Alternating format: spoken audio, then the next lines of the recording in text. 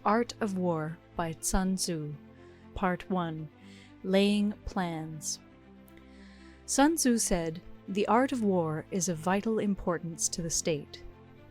It is a matter of life and death, a road either to safety or to ruin. Hence it is a subject of inquiry which can on no account be neglected. The art of war, then, is governed by 5 constant factors, to be taken into account in one's deliberations when seeking to determine the conditions obtaining in the field. These are 1. The moral law, 2. Heaven, 3. Earth, 4. The commander, 5. Method and discipline. The moral law causes the people to be in complete accord with their ruler, so that they will follow him regardless of their lives, undismayed by any danger. Heaven signifies night and day, cold and heat, times and seasons. Earth comprises distances, great and small, danger and security, open ground and narrow passes, the chances of life and death. The commander stands for the virtues of wisdom, sincerity, benevolence, courage, and strictness. By method and discipline are to be understood the marshalling of the army in its proper subdivisions, the graduations of rank among the officers, the maintenance of roads by which supplies may reach the army, and the control of military expenditure. These 5 heads should be familiar to every general. He who knows them will be victorious. He who knows them not will fail. Therefore, in your deliberations, when seeking to determine the military conditions, let them be made the basis of a comparison in this wise. 1. Which of the 2 sovereigns is imbued with the moral law? 2. Which of the 2 generals has most ability? 3. With whom lie the advantages derived from heaven and earth? 4. On which side is discipline most rigorously enforced? 5. Which army is stronger? 6. On which side are officers and men more highly trained? 7. In which army is there the greater constancy both in reward and punishment? By means of these 7 considerations I can forecast victory or defeat. The general that hearkens to my counsel and acts upon it will conquer. Let such a one be retained in command. The general that hearkens not to my counsel nor acts upon it will suffer defeat. Let such a one be dismissed. While heeding the profit of my counsel, avail yourself also of any helpful circumstances over and beyond the ordinary rules. According as circumstances are favorable, one should modify one's plans. All warfare is based on deception. Hence, when able to attack, we must seem unable. When using our forces, we must seem inactive. When we are near, we must make the enemy believe we are far away. When far away, we must make him believe we are near. Hold out baits to entice the enemy, feign disorder, and crush him. If he is secure at all points, be prepared for him. If he is in superior strength, evade him. If your opponent is of choleric temper, seek to irritate him. Pretend to be weak, that he may grow arrogant. If he is taking his ease, give him no rest. If his forces are united, separate them. Attack him where he is unprepared. Appear where you are not expected. These military devices, leading to victory, must not be divulged beforehand. Now the general who wins a battle makes many calculations in his temple ere the battle is fought. The general who loses a battle makes but few calculations beforehand. Thus do many calculations lead to victory, and few calculations to defeat. How much more no calculation at all? It is by attention to this point that I can foresee who is likely to win or lose. Part 2. Waging War. Sun Tzu said, "In the operations of war, where there are in the field 1,000 swift chariots, as many heavy chariots, and 100,000 mail-clad soldiers, with provisions enough to carry them 1,000 li, the expenditure at home and at the front, including entertainment of guests, small items such as glue and paint, and sums spent on chariots and armor, will reach the total of 1,000 ounces of silver per day. Such is the cost of raising an army of 100,000 men. When you engage in actual fighting, if victory is long in coming, then men's weapons will grow dull and their ardor will be damped. If you lay siege to a town, you will exhaust your strength. Again, if the campaign is protracted, the resources of the state will not be equal to the strain. Now, when your weapons are dulled, your ardor damped, your strength exhausted, and your treasure spent, other chieftains will spring up to take advantage of your extremity. Then no man, however wise, will be able to avert the consequences that must ensue. Thus, though we have heard of stupid haste in war, cleverness has never been seen associated with long delays. There is no instance of a country having benefited from prolonged warfare. It is only one who is thoroughly acquainted with the evils of war that can thoroughly understand the profitable way of carrying it on. The skillful soldier does not raise a second levy. Neither are his supply wagons loaded more than twice. Bring war material with you from home, but forage on the enemy. Thus the army will have food enough for its needs. Poverty of the state exchequer causes an army to be maintained by contributions from a distance. Contributing to maintain an army at a distance causes the people to be impoverished. On the other hand, the proximity of an army causes prices to go up, and high prices cause the people's substance to be drained away. When their substance is drained away, the peasantry will be afflicted by heavy exactions. With this loss of substance and exhaustion of strength, the homes of the people will be stripped bare, and 3/10 of their income will be dissipated, while government expenses for broken chariots, worn-out horses, breastplates and helmets, bows and arrows, spears and shields, protective mantles, draft oxen, and heavy wagons will amount to 4/10 of its total revenue. Hence, a wise general makes a point of foraging on the enemy. 1 cartload of the enemy's provisions is equivalent to 20 of one's own, and likewise a single picul of his provender is equivalent to 20 from one's own store. Now, in order to kill the enemy, our men must be roused to anger. That there may be advantage from defeating the enemy, they must have their rewards. Therefore, in chariot fighting, when 10 or more chariots have been taken, those should be rewarded who took the first. Our own flags should be substituted for those of the enemy, and their chariots mingled and used in conjunction with ours. The captured soldiers should be kindly treated and kept. This is called using the conquered foe to augment one's own strength. In war, then, let your great object be victory, not lengthy campaigns. Thus it may be known that the leader of armies is the arbiter of the people's fate, the man on whom it depends whether the nation shall be in peace or in peril. Part 3. Attack by Stratagem. Sun Tzu said, "In the practical art of war, the best thing of all is to take the enemy's country whole and intact. To shatter and destroy it is not so good. So too, it is better to recapture an army entire than to destroy it, to capture a regiment, a detachment, or a company entire than to destroy them. Hence, to fight and conquer in all your battles is not supreme excellence. Supreme excellence consists in breaking the enemy's resistance without fighting. Thus, the highest form of generalship is to balk the enemy's plans. The next best is to prevent the junction of the enemy's forces. The next in order is to attack the enemy's army in the field. And the worst policy of all is to besiege walled cities. The rule is not to besiege walled cities if it can possibly be avoided. The preparation of mantlets, movable shelters, and various implements of war will take up 3 whole months, and the piling up of mounds against the walls will take 3 months more. The general, unable to control his irritation, will launch his men to the assault like swarming ants, with the result that 1/3 of his men are slain, while the town still remains untaken. Such are the disastrous effects of a siege. Therefore, the skillful leader subdues the enemy's troops without any fighting. He captures their cities without laying siege to them. He overthrows their kingdom without lengthy operations in the field.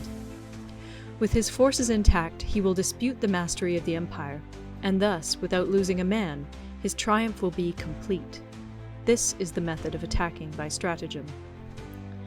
It is the rule in war, if our forces are 10 to the enemy's 1, to surround him, if 5 to 1, to attack him, if twice as numerous, to divide our army into 2.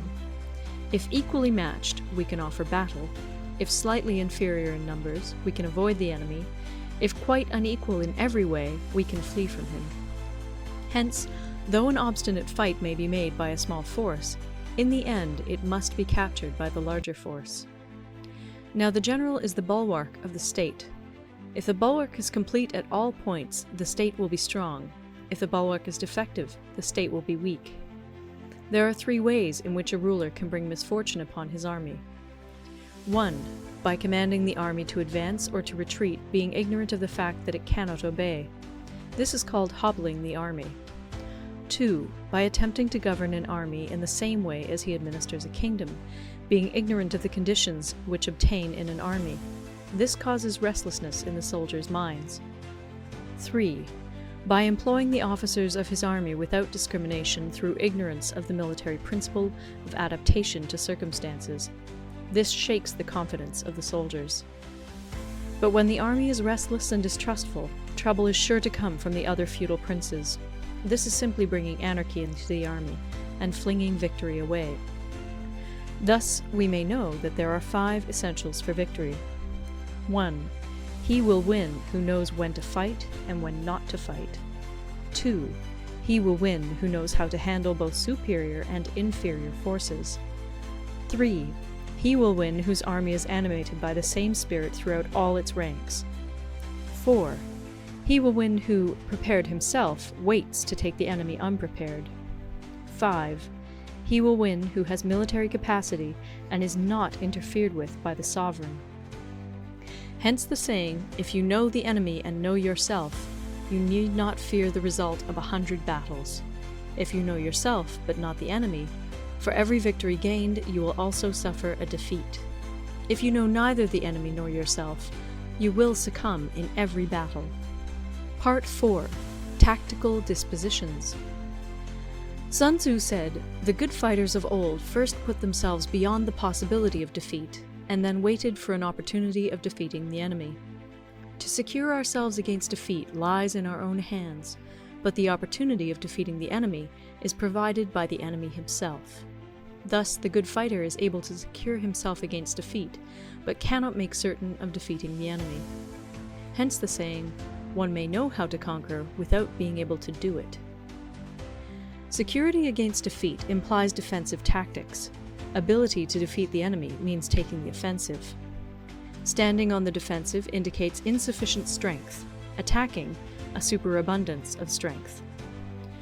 The general who is skilled in defense hides in the most secret recesses of the earth. He who is skilled in attack flashes forth from the topmost heights of heaven.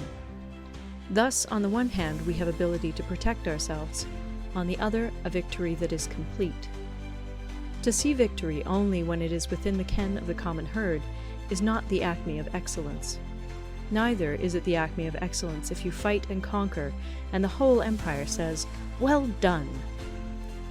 To lift an autumn hair is no sign of great strength. To see the sun and moon is no sign of sharp sight. To hear the noise of thunder is no sign of a quick ear. What the ancients called a clever fighter is one who not only wins, but excels in winning with ease. Hence, his victories bring him neither reputation for wisdom nor credit for courage. He wins his battles by making no mistakes. Making no mistakes is what establishes the certainty of victory, for it means conquering an enemy that is already defeated. Hence, the skillful fighter puts himself into a position which makes defeat impossible, and does not miss the moment for defeating the enemy. Thus it is that in war the victorious strategist only seeks battle after the victory has been won, whereas he who is destined to defeat first fights and afterwards looks for victory. The consummate leader cultivates the moral law and strictly adheres to method and discipline.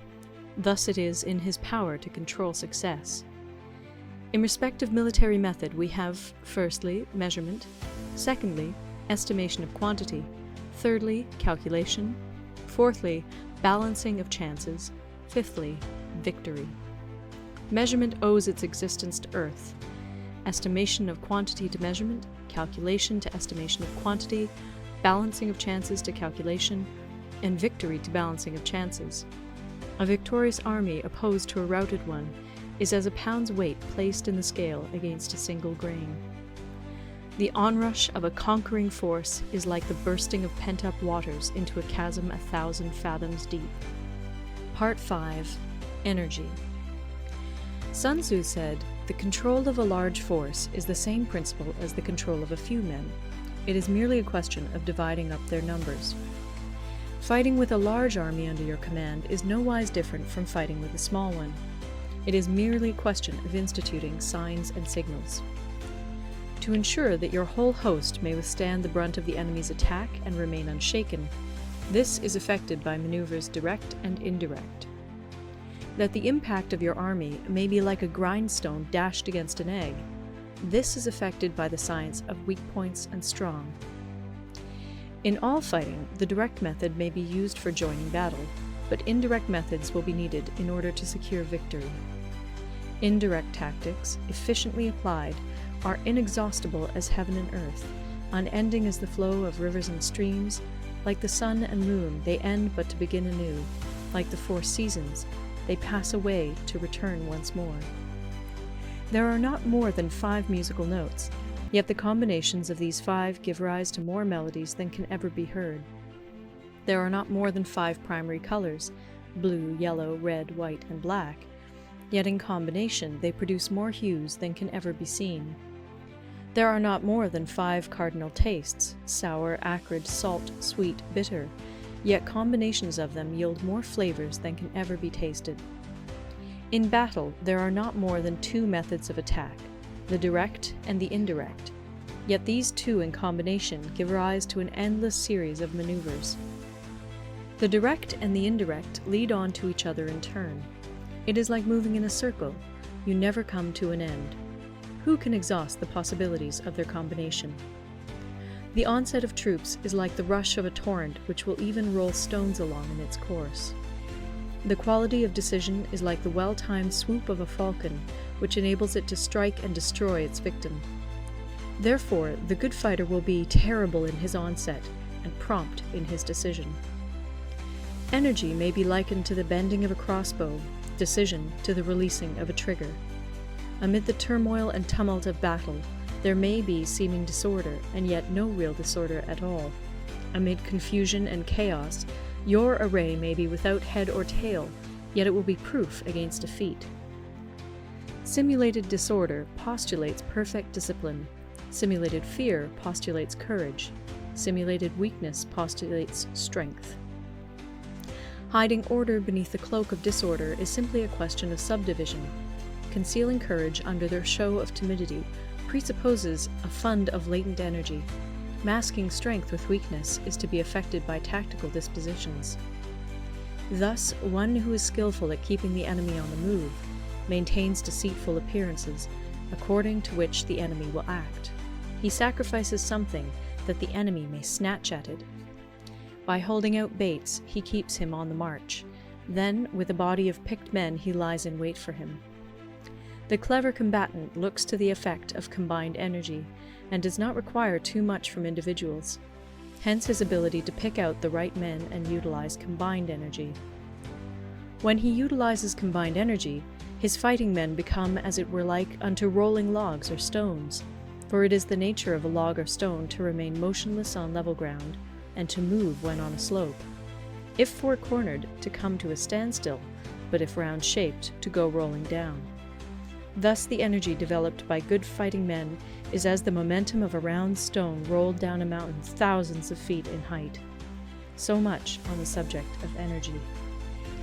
Part 6. Weak Points and Strong. Sun Tzu said, "Whoever is first in the field and awaits the coming of the enemy will be fresh for the fight. Whoever is second in the field and has to hasten to battle will arrive exhausted." Therefore, the clever combatant imposes his will on the enemy, but does not allow the enemy's will to be imposed on him. By holding out advantages to him, he can cause the enemy to approach of his own accord, or, by inflicting damage, he can make it impossible for the enemy to draw near. If the enemy is taking his ease, he can harass him. If well supplied with food, he can starve him out. If quietly encamped, he can force him to move. Appear at points which the enemy must hasten to defend. March swiftly to places where you are not expected. An army may march great distances without distress if it marches through country where the enemy is not. You can be sure of succeeding in your attacks if you only attack places which are undefended. You can ensure the safety of your defense if you only hold positions that cannot be attacked. Hence, that general is skillful in attack whose opponent does not know what to defend, and he is skillful in defense whose opponent does not know what to attack. O divine art of subtlety and secrecy! Through you we learn to be invisible, through you inaudible, and hence we can hold the enemy's fate in our hands. You may advance and be absolutely irresistible if you make for the enemy's weak points. You may retire and be safe from pursuit if your movements are more rapid than those of the enemy. If we wish to fight, the enemy can be forced to an engagement even though he be sheltered behind a high rampart and a deep ditch. All we need do is attack some other place that he will be obliged to relieve. If we do not wish to fight, we can prevent the enemy from engaging us even though the lines of our encampment be merely traced out on the ground. All we need do is throw something odd and unaccountable in his way. By discovering the enemy's dispositions and remaining invisible ourselves, we can keep our forces concentrated while the enemy's must be divided. We can form a single united body while the enemy must split up into fractions. Hence, there will be a whole pitted against separate parts of a whole, which means that we shall be many to the enemy's few. And if we are able thus to attack an inferior force with a superior one, our opponents will be in dire straits. The spot where we intend to fight must not be made known, for then the enemy will have to prepare against a possible attack at several different points. And his forces being thus distributed in many directions, the numbers we shall have to face at any given point will be proportionately few. For should the enemy strengthen his van, he will weaken his rear. Should he strengthen his rear, he will weaken his van. Should he strengthen his left, he will weaken his right. Should he strengthen his right, he will weaken his left. If he sends reinforcements everywhere, he will everywhere be weak. Numerical weakness comes from having to prepare against possible attacks. Numerical strength from compelling our adversary to make these preparations against us. Knowing the place and the time of the coming battle, we may concentrate from the greatest distances in order to fight. But if neither time nor place be known, then the left wing will be impotent to succour the right equally impotent to succour the left, the van unable to relieve the rear, or the rear to support the van. How much more so if the furthest proportions of the army are anything under 100 li apart, and even the nearest are separated by several li. Though according to my estimate the soldiers of Yue exceed our own in number, that shall advantage them nothing in the matter of victory. I say then that victory can be achieved. Though the enemy be stronger in numbers, we may prevent him from fighting. Scheme so as to discover his plans and the likelihood of their success. Rouse him and learn the principle of his activity or inactivity. Force him to reveal himself so as to find out his vulnerable spots. Carefully compare the opposing army with your own, so that you may know where strength is superabundant and where it is deficient. In making tactical dispositions, the highest pitch you can attain is to conceal them. Conceal your dispositions, and you will be safe from the prying of the subtlest spies, from the machinations of the wisest brains. How victory may be produced for them out of the enemy's own tactics, that is what the multitude cannot comprehend. All men can see the tactics whereby I conquer, but what none can see is the strategy out of which victory is evolved. Do not repeat the tactics which have gained you one victory, but let your methods be regulated by the infinite variety of circumstances. Military tactics are like unto water, for water in its natural course runs away from high places and hastens downwards. So in war, the way is to avoid what is strong and to strike at what is weak. Water shapes its course according to the nature of the ground over which it flows. The soldier works out his victory in relation to the foe whom he is facing. Therefore, just as water retains no constant shape, in warfare there are no constant conditions. He who can modify his tactics in relation to his opponent and thereby succeed in winning may be called a heaven-born captain. The 5 elements, water, fire, wood, metal, earth, are not always equally predominant. The 4 seasons make way for each other in turn. there are short days and long. The moon has its periods of waning and waxing. Part 7. Maneuvering. Sun Tzu said, "In war, the general receives his commands from the sovereign. Having collected an army and concentrated his forces, he must blend and harmonize the different elements thereof before pitching his camp. After that comes tactical maneuvering, than which there is nothing more difficult. The difficulty of tactical maneuvering consists in turning the devious into the direct, and misfortune into gain. Thus, to take a long and circuitous route, after enticing the enemy out of the way, and those starting after him, to contrive to reach the goal before him, shows knowledge of the artifice of deviation.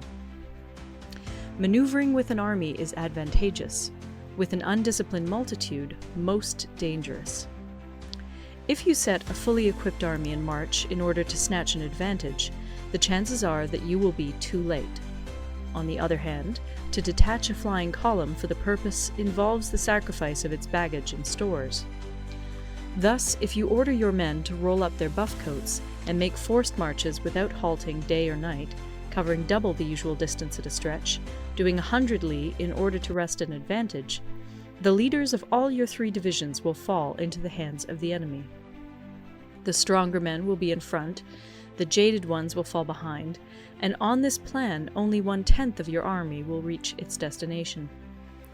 If you march 50 li in order to outmaneuver the enemy, you will lose the leader of your 1st division, and only half your force will reach the goal. If you march 30 li with the same object, 2/3 of your army will arrive.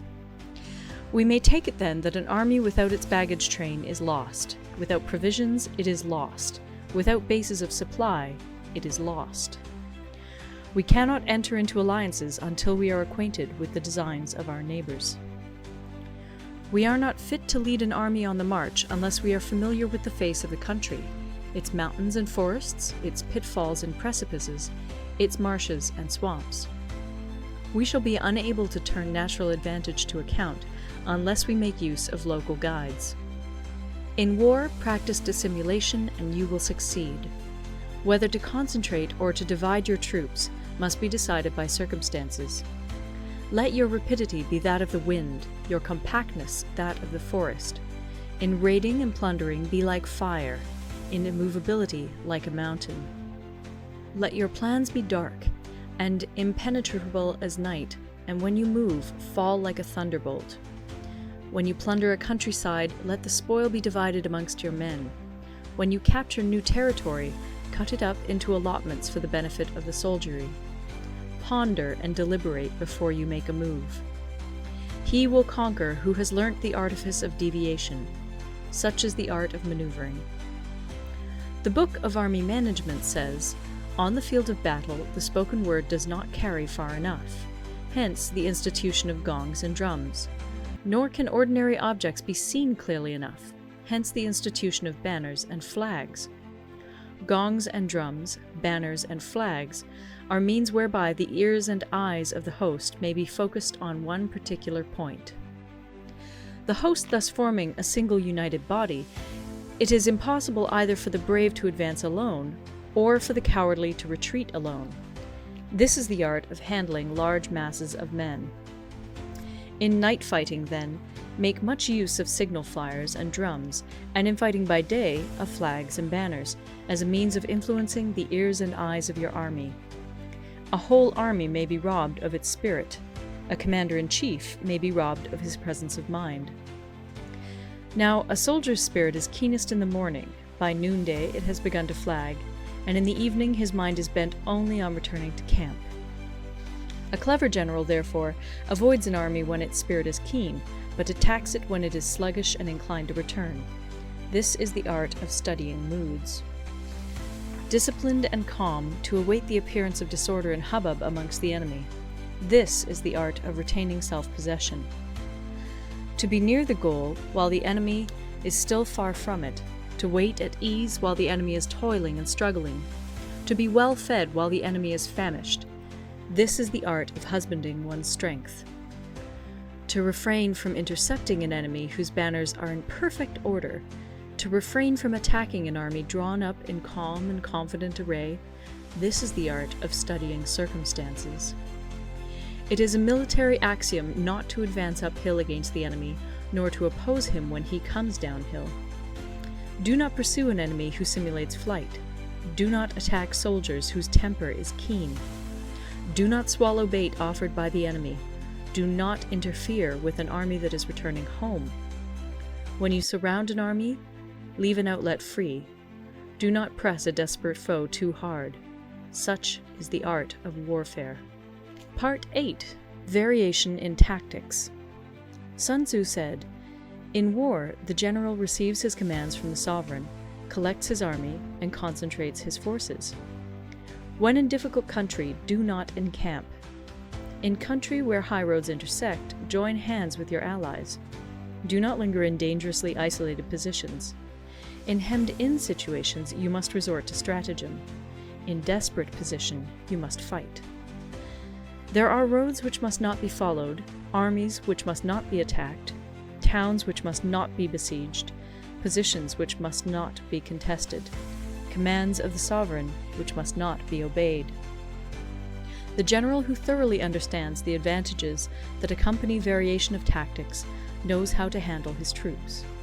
The general who does not understand these may be well acquainted with the configuration of the country, yet he will not be able to turn his knowledge to practical account. So, the student of war who is unversed in the art of war of varying his plans, even though he be acquainted with the 5 advantages, will fail to make the best use of his men.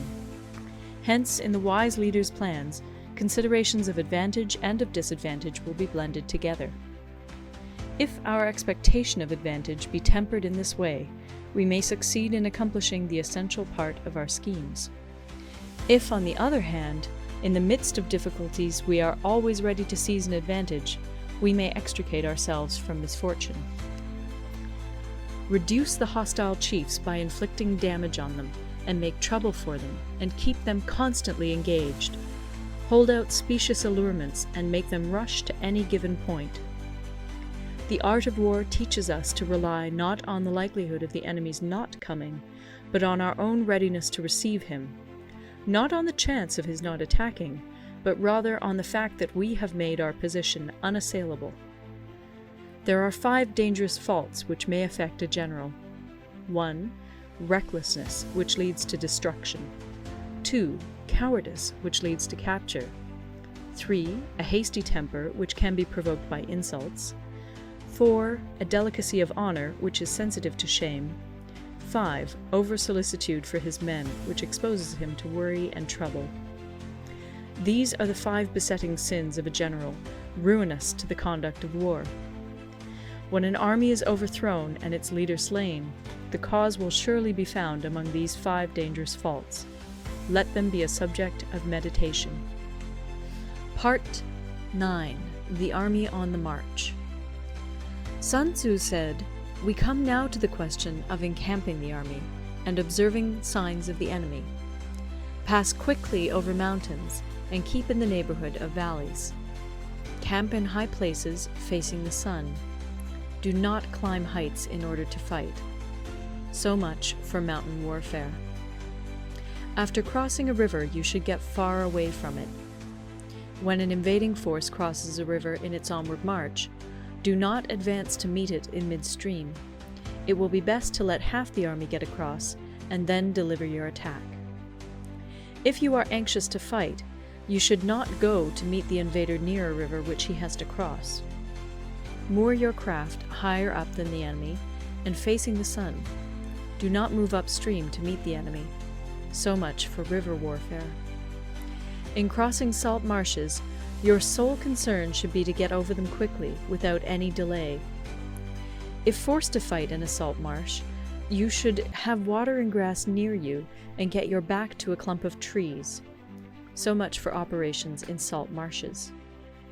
In dry, level country, take up an easily accessible position with rising ground to your right and on your rear, so that the danger may be in front and safety lie behind. So much for campaigning in flat country.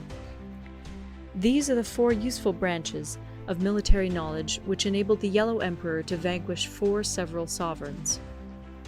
All armies prefer high ground to low, and sunny places to dark.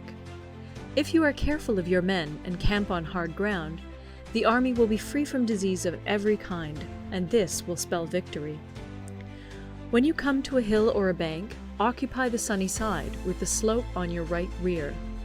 Thus you will at once act for the benefit of your soldiers and utilize the natural advantages of the ground. When, in consequence of heavy rains up country, a river which you wish to ford is swollen and flecked with foam, you must wait until it subsides. Country in which there are precipitous cliffs with torrents running between, deep natural hollows, confined places, tangled thickets, quagmires, and crevasses should be left with all possible speed and not approached. While we keep away from such places, we should get the enemy to approach them. While we face them, we should let the enemy have them on his rear. If in the neighborhood of your camp there should be any hilly country, ponds surrounded by aquatic grass, hollow basins filled with reeds, or woods with thick undergrowth, they must be carefully routed out and searched, for these are places where men in ambush or insidious spies are likely to be lurking. When the enemy is close at hand and remains quiet, he is relying on the natural strength of his position. When he keeps aloof and tries to provoke a battle, he is anxious for the other side to advance. If his place of encampment is easy of access, he is tendering a bait. Movement amongst the trees of a forest shows that the enemy is advancing. The appearance of a number of screens in the midst of thick grass means that the enemy wants to make us suspicious. The rising of birds in their flight is the sign of an ambuscade. Startled beasts indicate that a sudden attack is coming. When there is dust rising in a high column, it is the sign of chariots advancing. When the dust is low, but spread over a wide area, it betokens the approach of infantry. When it branches out in different directions, it shows that parties have been sent to collect firewood. A few clouds of dust moving to and fro signify that the army is encamping. Humble words and increased preparations are signs that the enemy is about to advance. Violent language and driving forward as if to the attack are signs that he will retreat. When the light chariots come out first and take up a position on the wings, it is a sign that the enemy is forming for battle. Peace proposals unaccompanied by a sworn covenant indicate a plot. When there is much running about and the soldiers fall into rank, it means that the critical moment has come. When some are seen advancing and some retreating, it is a lure. When the soldiers stand leaning on their spears, they are faint from want of food. If those who are sent to draw water begin by drinking themselves, the army is suffering from thirst. If the enemy sees an advantage to be gained and makes no effort to secure it, the soldiers are exhausted. If birds gather on any spot, it is unoccupied. Clamor by night betokens nervousness. If there is a disturbance in the camp, the general's authority is weak. If the banners and flags are shifted about, sedition is afoot. If the officers are angry, it means that the men are weary. When an army feeds its horses with grain and kills its cattle for food, and when the men do not hang their cooking pots over the campfires, showing that they will not return to their tents, you may know that they are determined to fight to the death. The sight of men whispering together in small knots or speaking in subdued tones points to disaffection amongst the rank and file. Too frequent rewards signify that the enemy is at the end of his resources. Too many punishments betray a condition of dire distress. To begin by bluster, but afterwards to take fright at the enemy's numbers, shows a supreme lack of intelligence. When envoys are sent with compliments in their mouths, it is a sign that the enemy wishes for a truce. If the enemy's troops march up angrily and remain facing ours for a long time without either joining battle or taking themselves off again, the situation is one that demands great vigilance and circumspection. If our troops are no more in number than the enemy, that is amply sufficient. It only means that no direct attack can be made. What we can do is simply to concentrate all our available strength, keep a close watch on the enemy, and obtain reinforcements. He who exercises no forethought, but makes light of his opponents, is sure to be captured by them. If soldiers are punished before they have grown attached to you, they will not prove submissive. And, unless submissive, they will be practically useless. If, when the soldiers have become attached to you, punishments are not enforced, they will still be useless. Therefore, soldiers must be treated in the first instance with humanity, but kept under control by means of iron discipline. This is a certain road to victory. If, in training soldiers, commands are habitually enforced, the army will be well disciplined. If not, its discipline will be bad. If a general shows confidence in his men, but always insists on his orders being obeyed, the gain will be mutual. Part 10. Terrain. Sun Tzu said, "We may distinguish 6 kinds of terrain, to wit, 1. Accessible ground, 2. Entangling ground, 3. Temporizing ground, 4. Narrow passes, 5. Precipitous heights, 6. Positions at a great distance from the enemy." Ground which can be freely traversed by both sides is called accessible. With regard to ground of this nature, be before the enemy in occupying the raised and sunny spots, and carefully guard your line of supplies. Then you will be able to fight with advantage. Ground which can be abandoned but is hard to reoccupy is called entangling. From a position of this sort, if the enemy is unprepared, you may sally forth and defeat him. But if the enemy is prepared for your coming, and you fail to defeat him, then, return being impossible, disaster will ensue. When the position is such that neither side will gain by making the first move, it is called temporizing ground.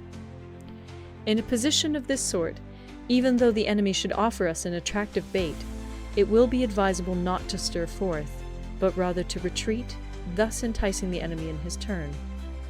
Then, when part of his army has come out, we may deliver our attack with advantage. With regard to narrow passes, if you can occupy them first, let them be strongly garrisoned and await the advent of the enemy. Should the army forestall you in occupying a pass, do not go after him if the pass is fully garrisoned, but only if it is weakly garrisoned. With regard to precipitous heights, if you are beforehand with your adversary, you should occupy the raised and sunny spots, and there wait for him to come up. If the enemy has occupied them before you, do not follow him, but retreat, and try to entice him away. If you are situated at a great distance from the enemy, and the strength of the two armies is equal, it is not easy to provoke a battle, and fighting will be to your disadvantage. These 6 are the principles connected with earth. The general who's attained a responsible post must be careful to study them. Now, an army is exposed to 6 several calamities, not arising from natural causes, but from faults for which the general is responsible. These are 1. Flight, 2. Insubordination, 3. Collapse, 4. Ruin, 5. Disorganization, 6. Rout. Other conditions being equal, if one force is hurled against another 10 times its size, the result will be the flight of the former.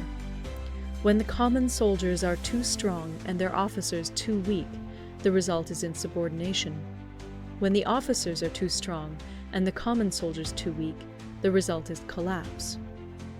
When the higher officers are angry and insubordinate, and on meeting the enemy give battle on their own account from a feeling of resentment, before the commander-in-chief can tell whether or not he is in a position to fight, the result is ruin. When the general is weak and without authority, when his orders are not clear and distinct, when there are no fixed duties assigned to officers and men, and the ranks are formed in a slovenly, haphazard manner, the result is utter disorganization. When a general, unable to estimate the enemy's strength, allows an inferior force to engage a larger one, or hurls a weak detachment against a powerful one, and neglects to place picked soldiers in the front rank, the result must be rout. These are 6 ways of courting defeat, which must be carefully noted by the general who has attained a responsible post. The natural formation of the country is the soldier's best ally, but a power of estimating the adversary, of controlling the forces of victory, and of shrewdly calculating difficulties, dangers, and distances, constitutes the test of a great general. He who knows these things, and in fighting puts his knowledge into practice, will win his battles. He who knows them not, nor practices them, will surely be defeated. If fighting is sure to result in victory, then you must fight, even though the ruler forbid it. If fighting will not result in victory, then you must not fight, even at the ruler's bidding. The general who advances without coveting fame, and retreats without fearing disgrace, whose only thought is to protect his country and do good service for his sovereign, is the jewel of the kingdom. Regard your soldiers as your children, and they will follow you into the deepest valleys. Look upon them as your own beloved sons, and they will stand by you even unto death. If, however, you are indulgent, but unable to make your authority felt, kind-hearted, but unable to enforce your commands, and incapable, moreover, of quelling disorder, then your soldiers must be likened to spoilt children. They are useless for any practical purpose. If we know that our own men are in a condition to attack, but are unaware that the enemy is not open to attack, we have gone only halfway towards victory. If we know that the enemy is open to attack, but are unaware that our own men are not in a condition to attack, we have gone only halfway towards victory. If we know that the enemy is open to attack, and also know that our men are in a condition to attack, but are unaware that the nature of the ground makes fighting impracticable, we have still only gone halfway towards victory. Hence the experienced soldier, once in motion, is never bewildered. Once he has broken camp, he is never at a loss. Hence the saying, "If you know the enemy and know yourself, your victory will not stand in doubt. If you know heaven and know earth, you may make your victory complete." Part 11. The 9 Situations. Sun Tzu said, "The art of war recognizes 9 varieties of ground. 1. Dispersive ground. 2. Facile ground. 3. Contentious ground. 4.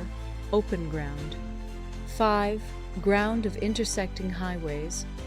6. Serious ground. 7. Difficult ground. 8. Hemmed-in ground. 9. Desperate ground."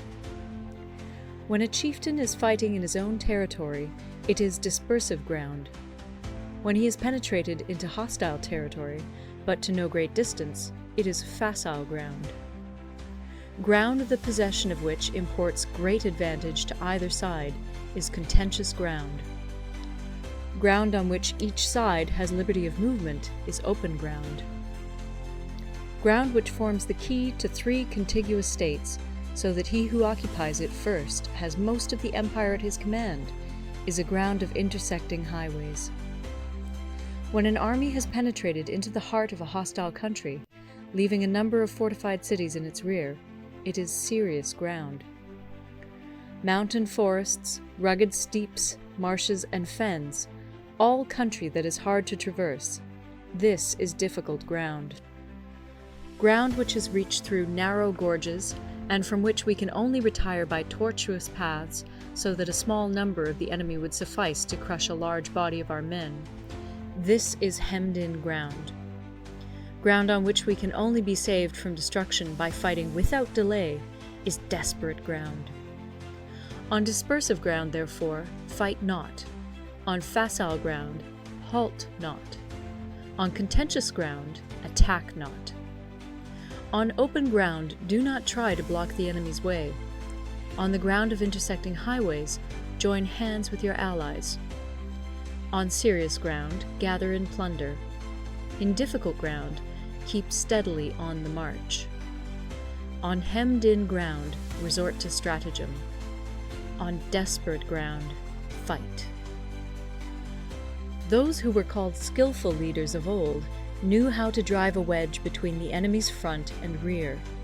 to prevent cooperation between his large and small divisions, to hinder the good troops from rescuing the bad, the officers from rallying their men. When the enemy's men were united, they managed to keep them in disorder. When it was to their advantage, they made a forward move. When otherwise, they stopped still. If asked how to cope with a great host of the enemy in orderly array and on the point of marching to the attack, I should say, begin by seizing something which your opponent holds dear.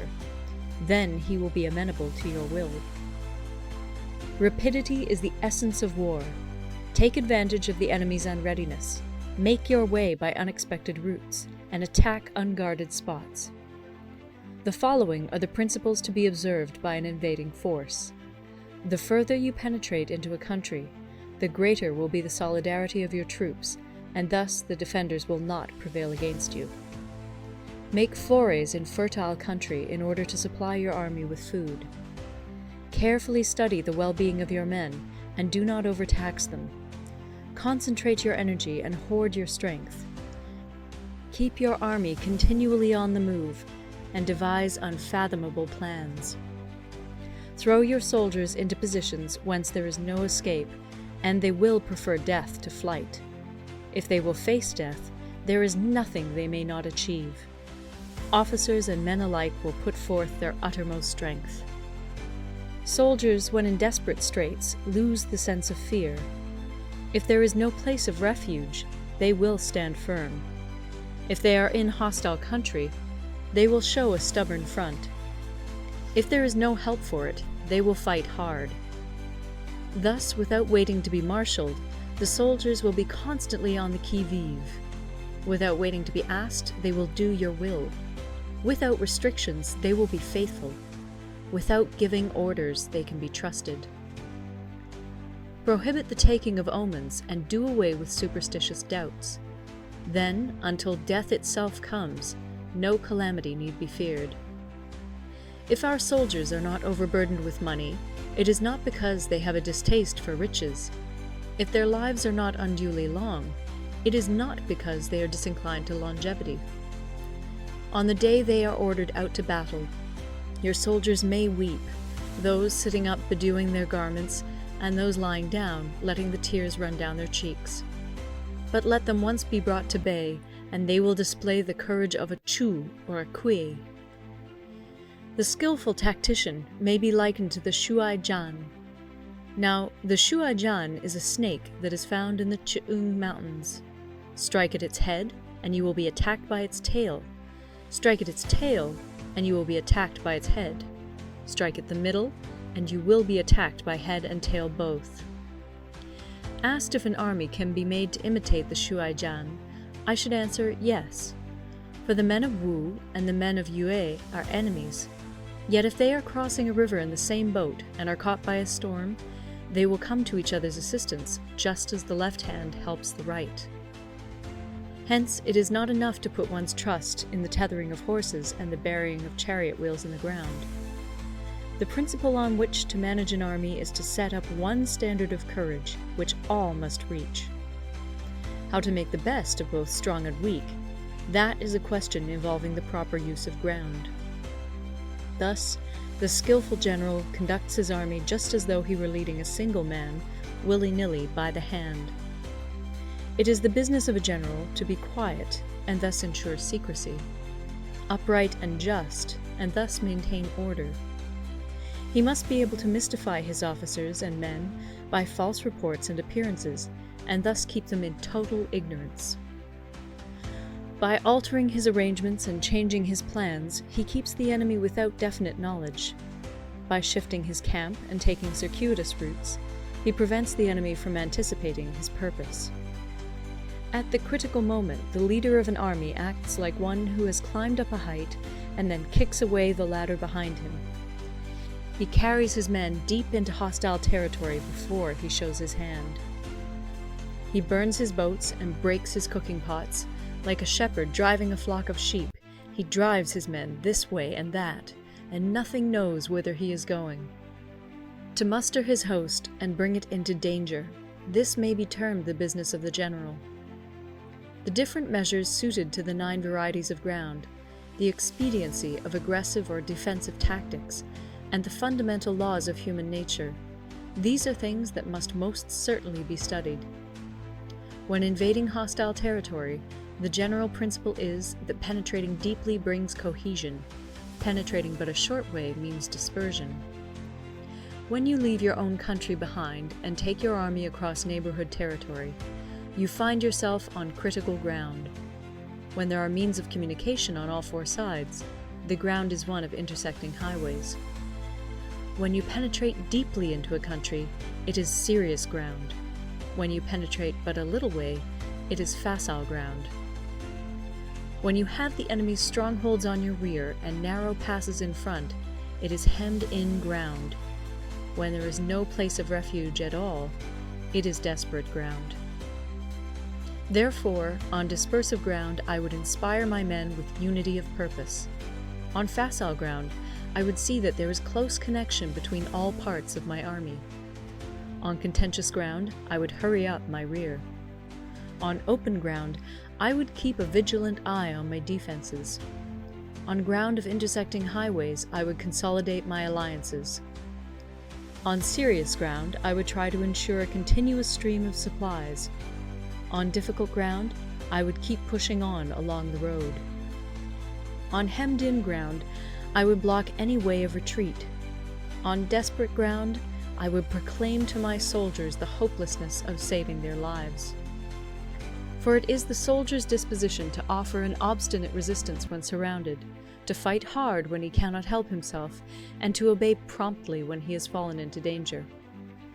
We cannot enter into alliance with neighboring princes until we are acquainted with their designs. We are not fit to lead an army on the march unless we are familiar with the face of the country, its mountains and forests, its pitfalls and precipices, its marshes and swamps. We shall be unable to turn natural advantages to account unless we make use of local guides. To be ignored of any one of the following 4 or 5 principles does not befit a warlike prince. When a warlike prince attacks a powerful state, his generalship shows itself in preventing the concentration of the enemy's forces. He overawes his opponents, and their allies are prevented from joining against him. Hence, he does not strive to ally himself with all and sundry, nor does he foster the power of other states. He carries out his own secret designs, keeping his antagonists in awe. Thus he is able to capture their cities and overthrow their kingdoms. Bestow rewards without regard to rule, issue orders without regard to previous arrangements, and you will be able to handle a whole army as though you had to do with but a single man. Confront your soldiers with the deed itself. Never let them know your design. When the outlook is bright, bring it before their eyes, but tell them nothing when the situation is gloomy. Place your army in deadly peril, and it will survive. Plunge it into desperate straits, and it will come off in safety. For it is precisely when a force has fallen into harm's way that it is capable of striking a blow for victory. Success in warfare is gained by carefully accommodating ourselves to the enemy's purpose. By persistently hanging on the enemy's flank, we shall succeed in the long run in killing the commander-in-chief. This is called ability to accomplish a thing by sheer cunning. On the day that you take up your command, block the frontier passes, destroy the official tallies, and stop the passage of all emissaries. Be stern in the council chamber so that you may control the situation. If the enemy leaves the door open, you must rush in. Forestall your opponent by seizing what he holds dear, and subtly contrive to time his arrival on the ground. Walk in the path defined by rule, and accommodate yourself to the enemy until you can fight a decisive battle. At first, then, exhibit the coyness of a maiden, until the enemy gives you an opening. Afterwards, emulate the rapidity of a running hare, and it will be too late for the enemy to oppose you. Part 12. The Attack by Fire.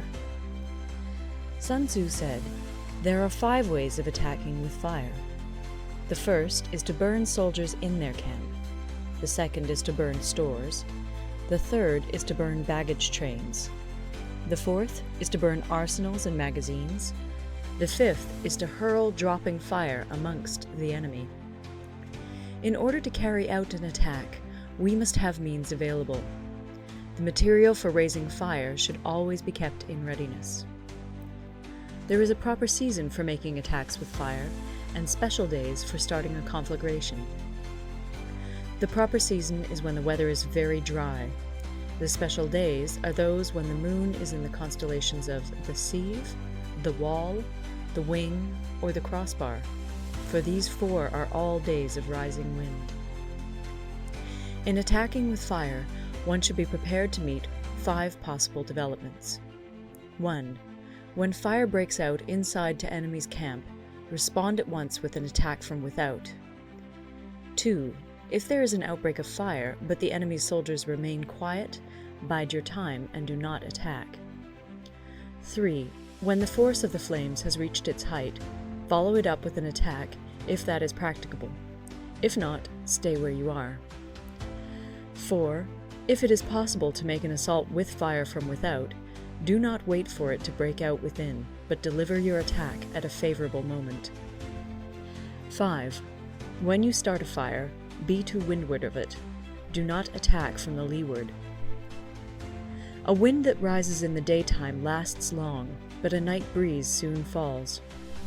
In every army, the 5 developments connected with fire must be known, the movements of the stars calculated, and a watch kept for the proper days. Hence, those who use fire as an aid to the attack show intelligence. Those who use water as an aid to the attack gain an accession of strength. By means of water, an enemy may be intercepted, but not robbed of all his belongings. Unhappy is the fate of one who tries to win his battles and succeed in his attacks without cultivating the spirit of enterprise, for the result is a waste of time and general stagnation. Hence the saying, the enlightened ruler lays his plans well ahead. The good general cultivates his resources. Move not unless you see an advantage. Use not your troops unless there is something to be gained. Fight not unless the position is critical. No ruler should put troops into the field merely to gratify his own spleen. No general should fight a battle simply out of pique. If it is to your advantage, make a forward move. If not, stay where you are. Anger may in time change to gladness. Vexation may be succeeded by content. But a kingdom that has once been destroyed can never come again into being, nor can the dead ever be brought back to life. Hence the enlightened ruler is heedful, and the good general full of caution. This is the way to keep a country at peace and an army intact. Part 13. The Use of Spies. Sun Tzu said, raising a host of 100,000 men and marching them great distances entails heavy loss on the people and a drain on the resources of the state. The daily expenditure will amount to 1,000 ounces of silver. There will be commotion at home and abroad, and men will drop down exhausted on the highways. As many as 700,000 families will be impeded in their labor. Hostile armies may feast each other for years, striving for the victory which is decided in a single day. This being so, to remain in ignorance of the enemy's conditions simply because one grudges the outlay of 100 ounces of silver in honors and emoluments is the height of inhumanity. One who acts thus is no leader of men, no present help to his sovereign, no master of victory. Thus, what enables the wise sovereign and the good general to strike and conquer and achieve things beyond the reach of ordinary men is foreknowledge. Now, this foreknowledge cannot be elicited from spirits. It cannot be obtained inductively from experience, nor by any deductive calculation. Knowledge of the enemy's dispositions can only be obtained from other men. Hence the use of spies, of whom there are 5 classes. 1. Local spies. 2. Inward spies. 3. Converted spies. 4. Doomed spies. 5. Surviving spies. When these 5 kinds of spy are all at work, none can discover the secret system. This is called divine manipulation of the threads. It is the sovereign's most precious faculty. Having local spies means employing the services of the inhabitants of a district. Having inward spies, making use of officials of the enemy. Having converted spies, getting hold of the enemy's spies and using them for our own purposes. Having doomed spies, doing certain things openly for purposes of deception, and allowing our spies to know of them and report them to the enemy. Surviving spies, finally, are those who bring back news from the enemy's camp. Hence it is that which none in the whole army are more intimate relations to be maintained than with spies. None should be more liberally rewarded. In no other business should greater secrecy be preserved. Spies cannot be usefully employed without a certain intuitive sagacity. They cannot be properly managed without benevolence and straightforwardness. Without subtle ingenuity of mind, one cannot make certain of the truth of their reports. Be subtle, and use your spies for every kind of business. If a secret piece of news is divulged by a spy before the time is ripe, he must be put to death together with the man to whom the secret was told. Whether the object be to crush an army, to storm a city, or to assassinate an individual, it is always necessary to begin by finding out the names of the attendants, the aides-de-camp, and doorkeepers and sentries of the general in command. Our spies must be commissioned to ascertain these. The enemy's spies, who have come to spy on us, must be sought out, tempted with bribes, led away, and comfortably housed. Thus they will become converted spies and available for our service. It is through the information brought by the converted spy that we are able to acquire and employ local and inward spies. It is owing to this information again that we can cause the doomed spy to carry false tidings to the enemy. Lastly, it is by this information that the surviving spy can be used on appointed occasions. The end and aim of spying in all its 5 varieties is knowledge of the enemy, and this knowledge can only be derived in the first instance from the converted spy. Hence it is essential that the converted spy be treated with the utmost liberality. Of old, the rise of the Yin dynasty was due to Yi Qi, who had served under the Xia. Likewise, the rise of the Chu dynasty was due to Liu Ya, who had served under the Yin. Hence, it is only the enlightened ruler and the wise general who will use the highest intelligence of the army for purposes of spying, and thereby they achieve great results. Spies are a most important element in water, because on them depends an army's ability to move. End of The Art of War. Recorded in Toronto, Ontario by Moira Fogarty, October 2006.